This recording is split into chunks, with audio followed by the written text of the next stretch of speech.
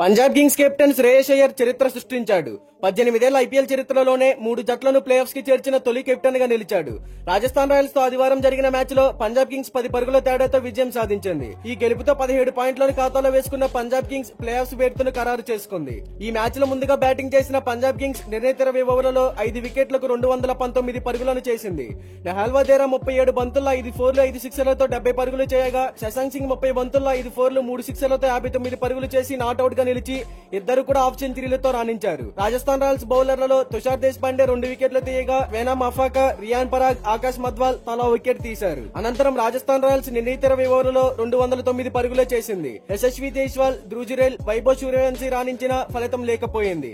పంజాబ్ బౌలర్లలో హర్ప్రీత్ బ్రార్ 3 వికెట్లు తీయగా, మార్కో జాన్సన్, అజ్ముతుల్లా మిర్జాయి 2 వికెట్లు పడగొట్టారు. అయితే ఈ గెలుపుతో పాటు గుజరాత్ టైటన్స్ చేతిలో ఢిల్లీ క్యాపిటల్స్ ఓటమి పాలవడంతో పంజాబ్ కింగ్స్ కలిసొచ్చింది. ఢిల్లీ ఓటమితో పంజాబ్ కింగ్స్ తో పాటు RCB, Gujarat Titans playoffs బెర్త్లకు ఖరారు చేసుకున్నాయి. మిగిలిన ఒక్క ప్లేస్ కోసం ముంబై, ఢిల్లీ, లక్నో పోటీ పడుతున్నాయి. గతేడాది కేకేఆర్ ను నడిపించిన శ్రేయస్ అయ్యర్ టైటిల్ కూడా అందించాడు.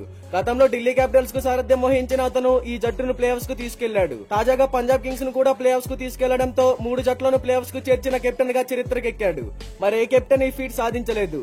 శ్రేయస్ అయ్యర్ సూపర్ కెప్టెన్సీతో 11 ఏళ్ల తర్వాత పంజాబ్ కింగ్స్ ను ప్లే ఆఫ్స్ కు తీసుకెళ్లాడు. అయితే మరి శ్రేయస్ అయ్యర్ కెప్టెన్సీ గురించి మీరేమంటారో కామెంట్ చేయండి.